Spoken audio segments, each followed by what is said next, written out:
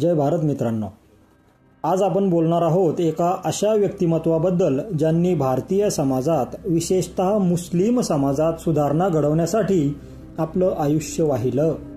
ते म्हणजे हमीद दलवाई. धर्मनिरपेक्षता, समानता आणि शिक्षण यांचा पुरस्कार करणारे हमीद दलवाई हे मराठी मातीतील एक थोर समाजसुधारक होते. चला जाणून घेऊया त्यांच्या प्रेरणादायी जीवन आणि कार्याविषयी. तर हमीद उमर दलवाई यांचा जन्म 29 सप्टेंबर 1932 रोजी रत्नागिरी जिल्ह्यातील मिरजोळी या छोट्याशा गावात एका मराठी भाषिक मुस्लिम कुटुंबात झाला. त्यांचे वडील मौलवी होते आणि हमीद यांनीही मौलवी व्हावे अशी त्यांची इच्छा होती. पण हमीद यांचे विचार लहानपणापासूनच वेगळे होते. त्यांच्या बालपणात गरिबी, आजार आणि सामाजिक अन्याय यांचा सामना त्यांना करावा लागला. वडिलांनी वंदे मातरम हे गीत गायल्याबद्दल त्यांना मारहाण केल्याची घटना त्यांच्या मनावर खोल परिणाम करून गेली. चिपळूण येथे त्यांनी माध्यमिक शिक्षण पूर्ण केलं आणि सन 1951 मध्ये मॅट्रिकची परीक्षा उत्तीर्ण केली. नंतर मुंबईत इस्माईल युसूफ कॉलेज आणि रुपारेल कॉलेजमध्ये त्यांनी शिक्षण घेतलं. आर्थिक परिस्थिती बिकट असल्याने त्यांना 1954 ते 1963 या काळात छोटी मोठी कामं करावी लागली. याच काळात त्यांची ओळख राष्ट्र सेवा दलाशी झाली, ज्याने त्यांच्या विचारांना नवी दिशा दिली. हमीद दलवाई यांनी आपल्या तरुणपणी जयप्रकाश नारायण यांच्या भारतीय समाजवादी पक्षात प्रवेश केला. पण नंतर त्यांनी आपलं लक्ष मुस्लिम समाजातील सुधारणांवर केंद्रित केलं. त्यांनी धर्म आणि राजकारण यांची फारकत व्हावी असा आग्रह धरला. विशेषतः मुस्लिम महिलांच्या हक्कांसाठी त्यांनी अथक प्रयत्न केले.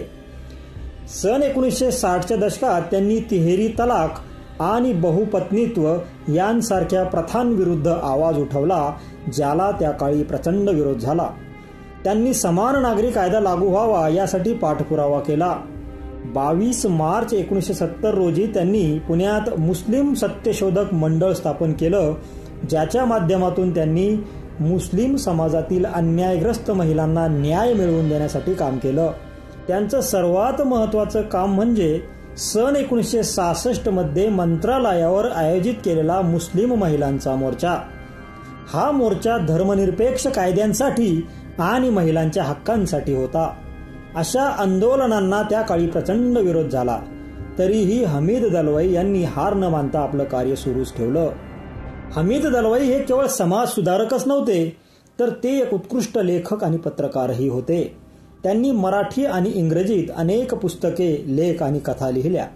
त्यांची एकमेव कादंबरी इंधन, जी सन 1966 मध्ये प्रकाशित झाली, ती कोकणातील एका गावातील सामाजिक बदलांचं चित्रण करणारी आहे.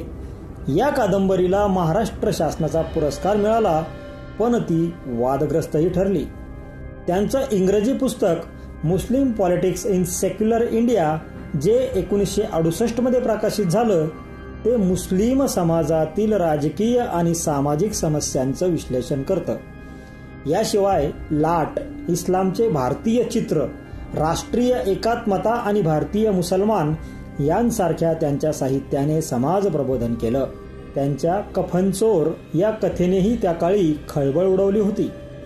त्यांचे विचार इतके प्रगल्भ होते की प्रसिद्ध इतिहासकार रामचंद्र गुहा यांनी त्यांना मेकर्स ऑफ मॉडर्न इंडियामध्ये स्थान दिलं.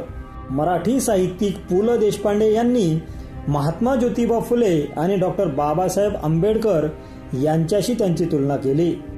हमीद दलवाई यांचं वैयक्तिक जीवनही त्यांच्या कार्याइतकंच प्रेरणादायी होतं.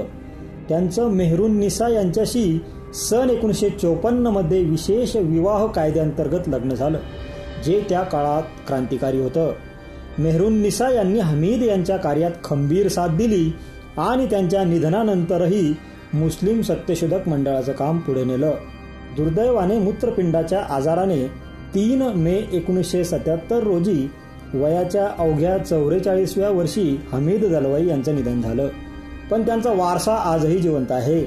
त्यांचे बंधू हुसेन दलवाई, जे काँग्रेसचे नेते आणि राज्यसभेचे माजी खासदार आहेत, यांनीही त्यांच्या विचारांना पुढे नेण्याचं काम केलं.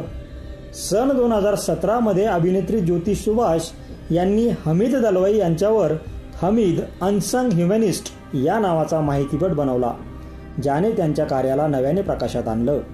मुस्लिम सत्यशोधक मंडळ आजही त्यांच्या विचारांचा प्रचार प्रसार करत आहे. 3 मे 2025 हमीद दलवाई यांचा स्मृतिदिन. स्मृतिदिनानिमित्त त्यांना विनम्र अभिवादन. जय भारत.